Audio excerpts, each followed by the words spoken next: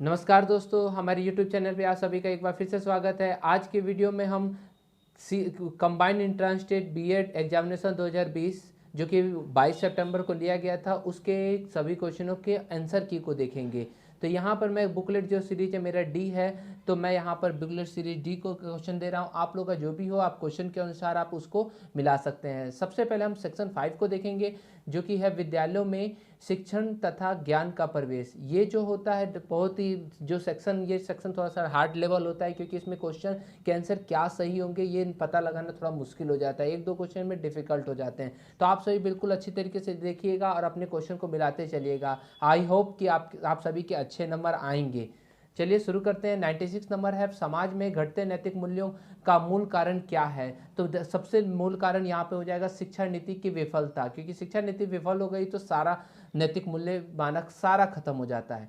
Next है, निम्नलिखित इनमें से कौन सा 3R का भाग नहीं है। तो पढ़ना, लिखना और अंकगणित, रीडिंग, राइटिंग एंड अर्थमेटिक, तीनों जो है वो हमारा है आर आता है, 3R के भाग है, परंतु बोलना जो है वो 3R के भाग नहीं है, तो ए इसका ऑप्शन होगा। नेक्स्ट हमारा क्वेश्चन है, इनमें से कौन मूक बधिर की शिक्षा से संबंधित है। तो मूक बधिर की शिक्षा जो होती है उसके लिए हम लोग संकेत भाषा का यूज करते हैं, साइन लैंग्वेज का यूज करते हैं, क्योंकि ब्रेल जो है जिनको दिखाई नहीं देता है उनके लिए ब्रेल और ब्रेलर एक युक्ति है जिसपे ब्रेल लिखा जाता है। तो हमारा मेन ऑप्शन जो होगा बी सही होगा। नेक्स्ट है, जो विद्यार्थी मूक बधिर, नेत्रहीन तथा कुछ योग्यताओं में कमतर होते हैं उनके लिए कौन सा शब्द यूज किया गया है। ये क्वेश्चन थोड़ा डिफिकल्ट है, परंतु आप याद रखिएगा इसका आंसर मैं जो आपको बताऊंगा बिल्कुल आपको यहाँ पर दूंगा, इसका मैं प्रमाण भी दूंगा। क्योंकि देखिए इसका जो ऑप्शन होगा वो होगा विशिष्ट आवश्यकता, क्योंकि मैंने खुद बीएड किया है और मैंने बीएड किया है तो मैंने जाना है कि मूक बधिर नेत्र भी जो भी बालक होते हैं उनके लिए विशिष्ट आवश्यकता वाले बालक का यूज किया जाता है, विशिष्ट आवश्यकता वाला बालक शब्द का यूज किया जाता है। क्योंकि हमारे जो करिकुलम में बीएड का उसमें कहीं पे भी दिव्यांग शब्द नहीं है। तो मैक्सिमम बच्चे दिव्यांग मार के आए हैं, तो आप लोग दिव्यांग गलत हो सकता है, क्योंकि यहाँ पर विशिष्ट आवश्यकता वाला, जैसे देखिएगा जब आप बीएड का पढ़ने जाइएगा तो वहाँ पे जो आप लोग को मिलेगा करिकुलम, उस करिकुलम में एक 50 मार्क का जो होगा उसमें विशिष्ट आवश्यकता वाले बालक का वाला एक पेपर होगा, जिसमें आप लोग को केवल विशिष्ट आवश्यकता वाले जो जो बालक हैं उनके बारे में पढ़ना होता है। तो यहाँ पर दिव्यांग शब्द का कहीं पे यूज नहीं किया जाता है, केवल हमारे नरेंद्र मोदी जी ने कहा है दिव्यांग शब्द, तो यहाँ पर दिव्यांग जो हमारे शिक्षा में दिव्यांग शब्द कहीं यूज नहीं किया जाता है। तो इसके लिए मैं पूरा 100% हूँ कि आपका यही ऑप्शन होगा।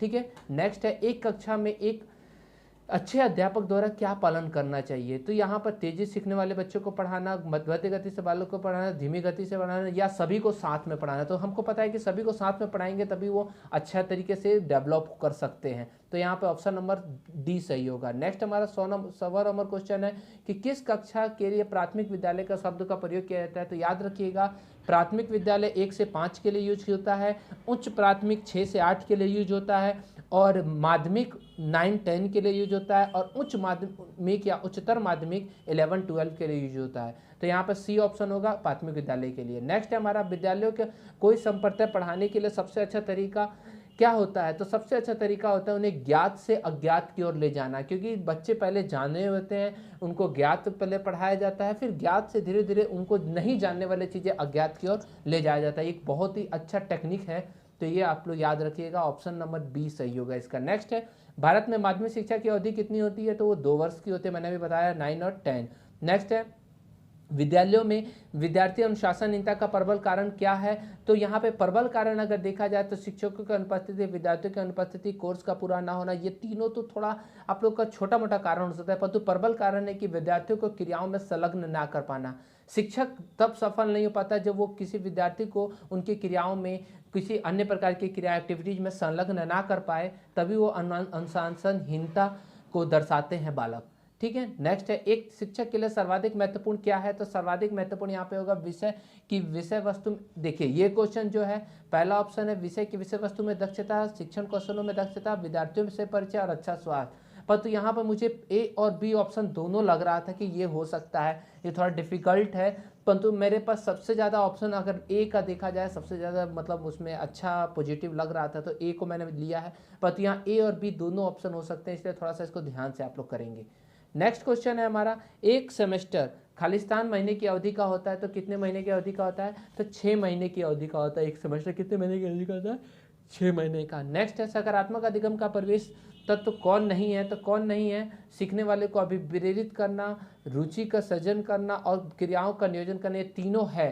तो कौन सा बचा हमारा, बलपूर्वक नियंत्रण जो है यह सकारात्मक अधिगम को नहीं दर्शाता है। नेक्स्ट है विद्यालय में एनसीसी किसके अंतर्गत आती है, तो एनसीसी सैनिक क्रिया के अंतर्गत आती है, जिसके लिए आप लोग को ट्रेनिंग दिया जाता है। जैसे मैंने भी 10 दिन 12 दिन का ट्रेनिंग लिया था, जिसमें हम लोग को सैन्य अपने रक्षा कैसे की जाती है, किस प्रकार से, तो वो ट्रेनिंग दी जाती है। तो एनसीसी किसके अंतर्गत आती है, सैन्य क्रिया के अंतर्गत आती है। नेक्स्ट है इनमें से कौन साहित्यिक क्रिया नहीं है, तो आप देखिए यहाँ पे क्वेश्चन बहुत ही डिफिकल्ट लेवल है, क्योंकि आप लोग अच्छी तरह पढ़े नहीं होंगे तो आप लोग को दिक्कत हो जाएगा। पहला है निबंध लेखन, दूसरा है एनएसएस, तीसरा है वाद विवाद, चौथा है क्यूज। तो वाद विवाद होती है और क्यूज होता है, ये तो कंफर्म हो गया। अब निबंध लेखन और एनएसएस के बारे में जानते हैं। एनएसएस क्या होता है, नेशनल राष्ट्रीय सेवा संघ। इसमें हम लोग क्या होता है कि वो विद्यालय में जो छात्र होते हैं उन्हें को करिकुलर एक्टिविटीज़ के अनुसार उन्हें दिया जाता है कि जा कर के जो स्लम बस्ती है या कोई गरीब मतलब गांव है, ये सब का वो जा कर के सर्वे करे। तो यहाँ सर्वे करने का यहाँ पे दिया जाता है कि उनकी समस्याओं को समझे। तो ये भी एक साहित्यिक क्रिया है। एनएसएस एक साहित्यिक क्रिया है। आप लोग जनरली मैं जानता हूँ एनएसएस मार के आए होंगे। एनएसएस एक साहित्यिक क्रिया है, पर तो निबंध लेखन कोई भी साहित्यिक क्रिया नहीं है। निबंध लेखन ये साहित्यिक क्रिया का नहीं कहा जा सकता है, इसलिए उसका ऑप्शन ए सही होगा। परंतु आंसर की आने दीजिए तभी इसका क्लियर हो पाएगा, परंतु मैं जहाँ तक है ऑप्शन ए ही सही होगा। नेक्स्ट है हमारा 110 नंबर, यदि कक्षा में विद्यार्थी शोरगुल करें तो उन्हें क्या करना चाहिए, तो उन्हें भाई सबसे पहले तो दंड कभी नहीं देना चाहिए। याद रखिए विद्यार्थियों को दंड करने वाला कोई भी हमको नहीं आना चाहिए क्वेश्चन, ऑप्शन तो कभी ये मारना नहीं है। क्या करना चाहिए, उन्हें क्रियाओं में संलग्न करना चाहिए, जो क्रियाएं वो कर रहे हैं उन्हें और सारी क्रियाओं में संलग्न करें। नेक्स्ट है उच्चतर माध्यमिक की अवधि 2 वर्ष की होती है, यहाँ पर ये ऑप्शन होगा जैसे पहले बताया था मैंने। एक विद्यालय में निम्न में से कौन वांछित नहीं है, तो दैहिक दंड, मतलब हमको किसी विद्यालय को विद्यार्थी को दंड नहीं देना है, तो ये हमारा सबसे ज़्यादा ऑप्शन सी होगा, वो निगेटिव होगा, तो ये हमारा यही हो जाएगा। नेक्स्ट है विद्यालयों में बढ़ती अनुशासनहीनता के लिए एक उत्तरदायी कारण है। उत्तरदायी कारण यहाँ पर हमारा बी ऑप्शन जो है वो ज़्यादा होगा, क्योंकि शिक्षकों को नेतृत्व प्रदान करने में कमी हो जाती है। अगर शिक्षक छात्रों में नेतृत्व प्रदान करने नहीं दे पाए तो वो क्या होता है, अनुशासनहीनता को दर्शाने लगते हैं। जैसे खेल में भी नेतृत्व देना जरूरी होता है, या अदर किसी भी चीज़ में जैसे कि वो प्रेयर ये सब होता है, उसमें भी नेतृत्व प्रदान कराया जाता है कि ये आदमी प्रेयर कराएगा, ये ऐसे कराएगा, ये पीटी कराएगा। तो ये सब हमारा नेतृत्व प्रदान करना सबसे ज़्यादा इंपॉर्टेंट होता है यहाँ पर। नेक्स्ट है विद्यालयी विद्यार्थियों में अधिगम के लिए निम्न में से कौन सर्वाधिक प्रभावी है, तो सबसे सर्वाधिक प्रभावी है निर्देशिक क्रियाएं, क्योंकि जो एक्टिविटीज होती है, गाइडेड एक्टिविटीज होती है, वह सबसे ज़्यादा बालकों में सीखने के लिए प्रेरित करती है। तो यहाँ पर सी ऑप्शन होगा। नेक्स्ट है हमारा निम्न में से कौन विद्यालय की पाठ्यक्रम सामग्री का भाग नहीं है, तो कौन भाग नहीं है, कक्षा कक्ष व्याख्यान, क्योंकि वाद विवाद पाठ्यगामी क्रियाएं हैं। संगीत गायन स्पर्धा ये भी पाठ्यगामी क्रियाएं और ड्रामा भी है। अब बचा कक्षा व्याख्यान, वो केवल कक्षा में दिया जाता है, तो ये हमारा पाठ्यगामी क्रिया नहीं है, ये पाठ्य की सहगामी क्रिया नहीं होगी, करिकुलर एक्टिविटीज होगा, को करिकुलर एक्टिविटीज नहीं होगा। तो ये हमारा ऑप्शन नंबर सी होगा। नेक्स्ट हमारा 116 नंबर, एक विद्यालय हेतु सबसे बड़ी समस्या कौन सी होती है, तो सबसे बड़ी समस्या उसकी होती है उसकी इंफ्रास्ट्रक्चर में कमी।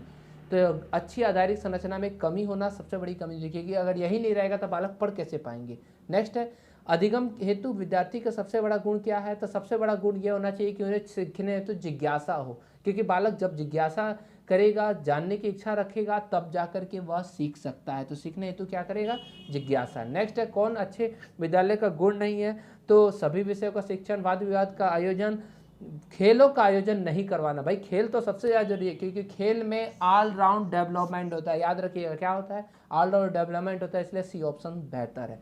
नेक्स्ट है निम्नलिखित में से कौन विद्यालय की भौतिक संरचना का उदाहरण नहीं है, तो भौतिक संरचना कौन है, तो खेल का मैदान भी भौतिक संरचना है, भवन भी है, प्रयोगशाला भी है, पर तो लाइब्रेरियन नहीं है, क्योंकि लाइब्रेरियन कोई एक पोस्ट होता है विद्यालय के अंदर जो लाइब्रेरी के अंदर होता है। अगर यहाँ पे लाइब्रेरी होता तो ये लाइब्रेरी भौतिक संरचना हुई, परंतु लाइब्रेरियन कोई भौतिक संरचना नहीं है, ये एक पोस्ट है। ठीक है, तो डी ऑप्शन होगा। लास्ट क्वेश्चन, जिस शिक्षण संस्था में अध्ययन हेतु उस उम्र में कोई बंधन नहीं होता, उसे हम लोग क्या कहते हैं, तो उसे खुली शिक्षा की संस्था कहते हैं, जिसमें कोई उम्र का कोई बाउंडेशन नहीं होता है। किसी भी उम्र के बच्चे, बालक या पुरुष या स्त्री, मतलब किसी भी उम्र के वयस्क लोग भी पढ़ सकते हैं। तो खुली शिक्षा की, जैसे मैं भी अभी एमएससी कर रहा हूँ, खुली शिक्षा से ही कर रहा हूँ, ठीक है। तो यहाँ पे 120 क्वेश्चन तक मैंने आपको करा दिया, तो आप सभी अच्छी तरह इसको मिला लीजिए। फिर और जो है पार्ट, जो 1 2 3 4 आपके सेक्शन है, उसको मैं अच्छी तरह करा दूंगा। तो आज के लिए इतना ही, फिर आगे का वीडियो में आप लोगों को सारे आंसर की मिल जाएंगे। तो अगर वीडियो पे नए हैं, चैनल पे नए हैं, तो इसे सब्सक्राइब कर लीजिएगा और बेल आइकन को भी दबा दीजिएगा, जिससे और भी शिक्षण संबंधित जो है, मैं सीटेट की तैयारी कराता हूँ, तो आप वो सभी आपके पास पहुँच सके।